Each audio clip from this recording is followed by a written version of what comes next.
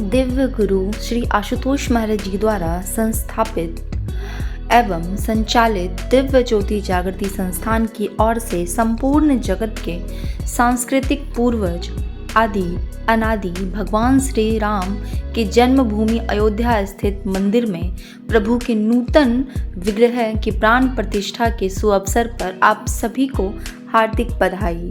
अब हृदय मंदिर के धाम भी प्रतिष्ठा करेंगे श्री राम की। आज का विशेष अनुभव राम काजू कीन्हे बिनु मोही कहाँ विश्राम, राम काजू कीन्हे बिनु मोही कहाँ विश्राम। हम कुछ गुरु बहनें किसी पहाड़ी क्षेत्र पर ब्रह्मज्ञान का प्रचार प्रसार करने के लिए निकले हुए थे। महाराज जी की कृपा से हमने वहाँ खूब सत्संग कार्यक्रम किए, जन जन को ब्रह्मज्ञान का संदेश दिया, ईश्वर दर्शन का आवाहन किया। इस तरह हमारा सेवा कार्य अच्छे से संपन्न हो गया। अभी सेवा को पूरा कर अब हम वहाँ से वापस लौटने लगे। मन में एक आनंद था कि महाराज श्री का कृपा से इस सेवा को हमने पूर्ण कर लिया है। चलो अब दूसरी सेवा की ओर प्रस्थान किया जाए। बस इसी प्रसन्नता के साथ हम लंबे कदम बढ़ाते हुए अपने गंतव्य की ओर बढ़ रहे थे। मार्ग में एक जगह हमें कुछ और उपदेशी लोग मिले।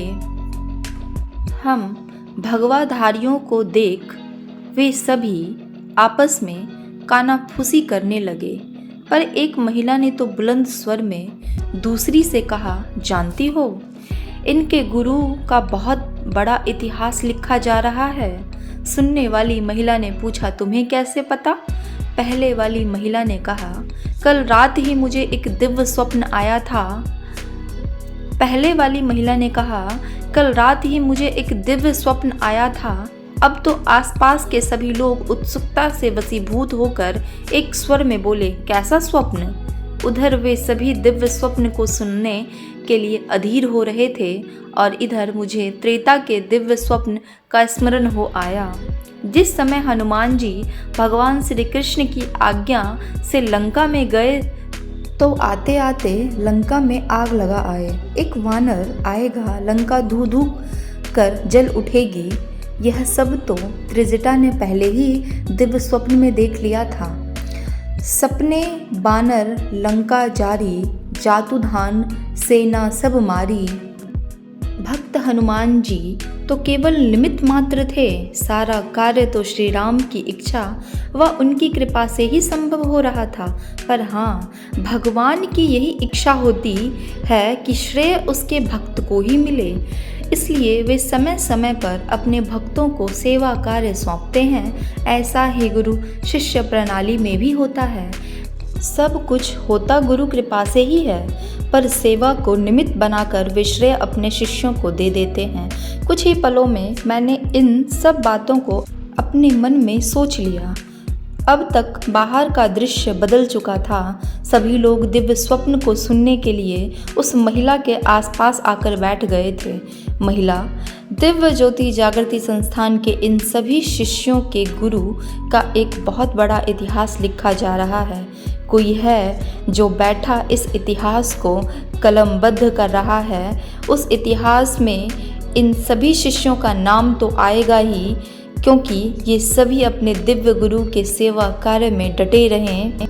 साथ ही साथ इन्हें जन्म देने वाली माताओं के नाम भी इतिहास में स्वर्णिम अक्षरों में लिखे जा रहे हैं। धन्य है वे माताएं जिन्होंने अपनी कोख से भक्त आत्माओं को जन्म दिया है, जिन्होंने अपने बच्चों को गुरु के दरबार में भेजकर सच्ची माता होने का धर्म निभाया है।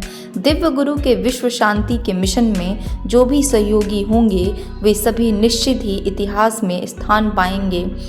आसपास बैठे हुए लोग ने इस दिव्य स्वप्न को सुनते ही कहा, काश हमारे भी बच्चे पूर्ण गुरु के दरबार के सेवादार होते तो हमारा भी नाम इतिहास में अंकित हो पाता। इस दिव्य अनुभूति से जागकर सबसे पहली पंक्ति जो मेरे मुख से भी निकली, राम काजू कीन्हे बिनु मोही कहाँ विश्राम, राम काजू कीन्हे बिनु मोही कहाँ विश्राम। इसलिए हे गुरुदेव, हमें सदैव सेवा में लगाए रखना, हमें अपने श्री चरणों से हमेशा जोड़े रखना। इसलिए हे गुरुदेव, हमें सदैव सेवा में लगाए रखना, हमें अपने श्री चरणों में हमेशा जोड़े रखना, हमेशा जोड़े रखना। जय महाराज जी की सभी को। ऐसी ही दिव्य अनुभूति अगर आप लोगों के जीवन में भी घटती है तो अपने अनुभवों को दिव्य ज्योति जागृति संस्थान अनुभूति हेल्पलाइन नंबर पे रजिस्टर जरूर कराएं, जरूर दर्ज कराएं और यह संदेश अपने फैमिली और रिलेटिव्स में भी जरूर शेयर करें और डेली के आने वाले अनुभवों को जरूर पढ़ें। जय महाराज जी की सभी को। ब्रह्मज्ञानी तो हम बन गए हैं, पर क्या ज्ञान समझ में आया है? ब्रह्मज्ञानी तो हम बन गए हैं, पर क्या ज्ञान समझ में आया है? चेताओ खुद को और जागो, गुरुवर ने हमें अपनाया है। चेताओ खुद को और जागो, गुरुवर ने हमें अपनाया है। जब तक ना बदलेंगे खुद से, जब तक ना बदलेंगे खुद से, ना कोई हमें सुधार पाएगा, ना कोई हमें सुधार पाएगा। कर पाएं यदि स्वयं में परिवर्तन, तो शिष्यत्व प्रमाणित हो जाएगा, तो शिष्यत्व प्रमाणित हो जाएगा।